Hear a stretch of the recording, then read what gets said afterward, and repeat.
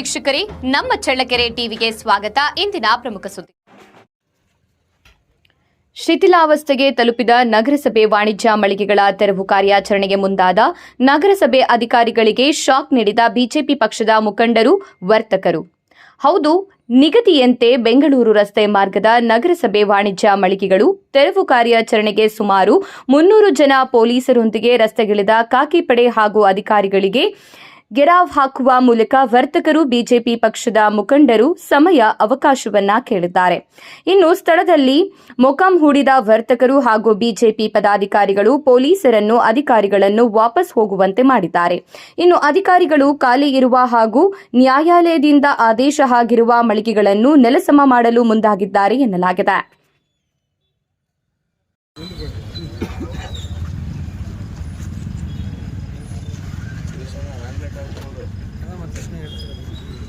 ಇದು ಫೋಕಸ್ ಮಾಡಿದ್ರೆ ಸ್ವಲ್ಪ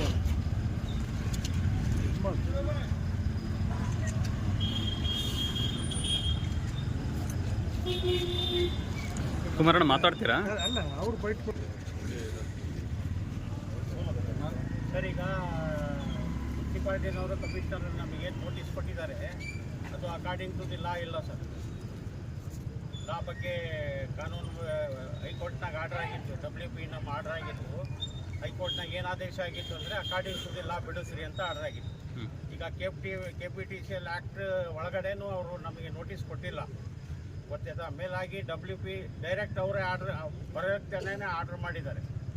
ಅದು ಆರ್ಡರ್ ಮಾಡೋಕ್ಕೆ ಅವ್ರಿಗೆ ಇರಲ್ಲ, ಕಾಂಪಿಟೇಟರ್ ಆಫೀಸ್ ಅಂತ ಅವ್ರು ಅಪಾಯಿಂಟ್ ಆಗುತ್ತೆ ಸರ್. ಆಮೇಲೆ ನಮಗೆ 45 days KPTCL act under KPTCL ಆ್ಯಕ್ಟ್ನಾಗೆ ನಮಗೆ ನೋಟಿಸ್ ಕೊಡ್ಬೇಕು ಸರ್. ಅದೇನು ಫಾಲೋಅಪ್ ಮಾಡಿಲ್ಲ sir. According to the law ಇವ್ರು ಮಾಡಿಲ್ಲ ಸರ್. ಅದಕ್ಕೆ ನಾವು ಹೈಕೋರ್ಟ್ನಾಗೆ WP ಫೈಲ್ ಮಾಡಿದ್ವಿ ಸರ್. ಹೈಕೋರ್ಟ್ ಮಾಡಿ ಹಿಯರಿಂಗ್ಗೆ ಬಂದಿದೆ ಸರ್. ಈಗ ಅದರದ್ದು ಕಾಪಿನೂ ತಂದಿದ್ದೀವಿ ಸರ್. ನಿನ್ನೆ ಹೋಗಿ ಹಿಯರಿಂಗ್ ಯಾವ ಡೇಟ್ ಇದೆ? ಈಗ ಇವತ್ತಿದೆ ಸರ್. ಇವತ್ತಿದೆ.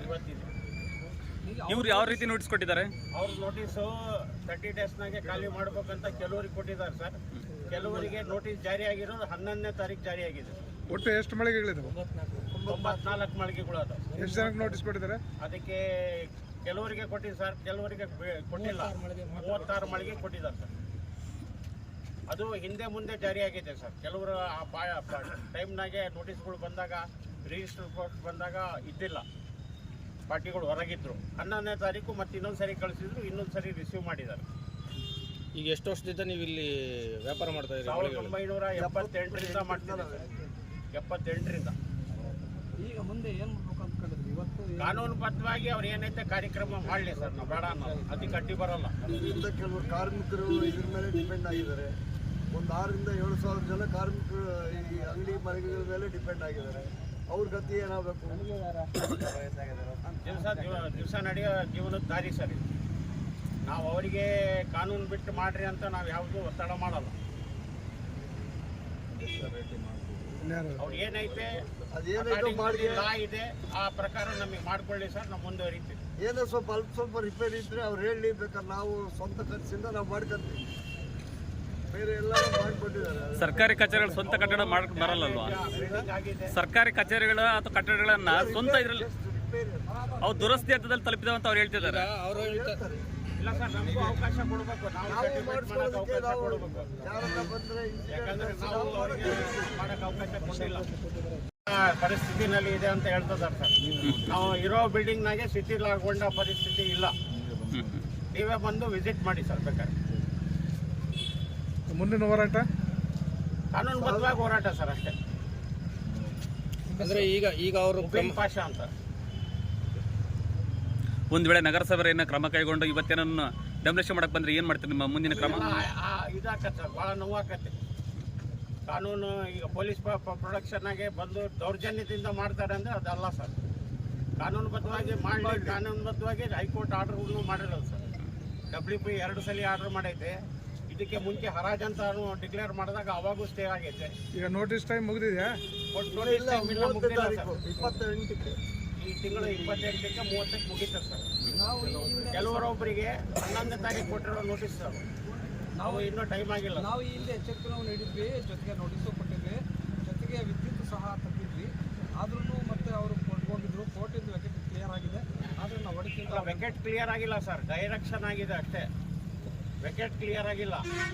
ಅವರು ಇಲ್ಲಿ KPTCL ಡಿಸ್ಕನೆಕ್ಟ್ ಮಾಡಿದಾಗ WP ನಾವು ಹೋಗಿದ್ವಿ ಸರ್, ಹೈಕೋರ್ಟ್ನಾಗೆ ಆದೇಶ ಆಯಿತು ಸರ್, ಕರೆಂಟ್ ಅವ್ರಿಗೆ ಕೊಡಬೇಕು, ಪ್ರೊಸೀಡಿಂಗ್ಸ್ ಪ್ರಕಾರ ಮಾಡಬೇಕು. ಆಮೇಲೆ ಕೇಸ್ WP ಡಿಸ್ಮಿಸ್ ಆಯ್ತು ಸರ್.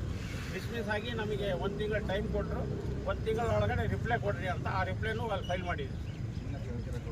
ಇನ್ನು ಚಳ್ಳಕೆರೆ ಲೋಯರ್ ಕೋರ್ಟ್ನಾಗೆ ಫಸ್ಟ್ OS ದಾವಾ ಹಾಕಿದಾಗ ಕೆಲವು ಚಳ್ಳಕೆರೆ ಕೋರ್ಟ್ನಾಗೆ ಇಂಜೆಕ್ಷನ್ ಇದೆ ಸರ್.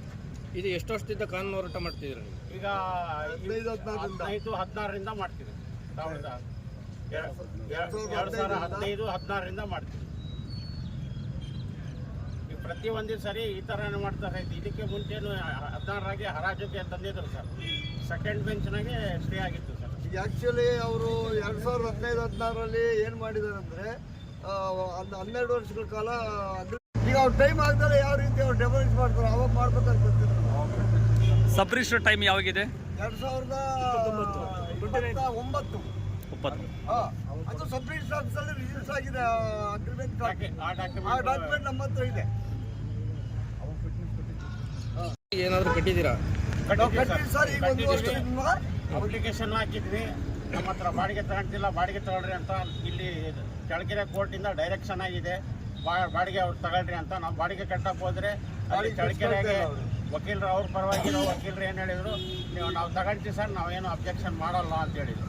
ಇಲ್ಲಿ ಆಫೀಸಿಗೆ ಹೋಗಿದ ತಕ್ಷಣ ಹೇಳ್ತಾರೆ ಕಮಿಷನರ್ ಇಲ್ಲ, ಅವರಿಲ್ಲ, ಇವರಿಲ್ಲ, ಎಲ್ಲ ಮುಂದಕ್ಕೆ ತಪ್ತಾರೆ ಸರ್. ಅದು DDನೂ ಕೆಲವರು ಅಂಗಡಿನವರು ಡೈರೆಕ್ಟಾಗಿ ಕಳಿಸಿದ್ದಾರೆ ಸರ್. ಭಾಳ ಜನದ್ದು ಪೆಂಡಿಂಗ್ ಬಾಡಿಗೆಗಳು ಏನೂ ಇಲ್ಲ ಸರ್. ಅವರು 1 ವರ್ಷದಿಂದ ಕಟ್ಸ್ಕೊಳ್ಳೋದ್ರಿಂದ ಪೆಂಡಿಂಗ್ ಇದೆ ಬಾಡಿಗೆ.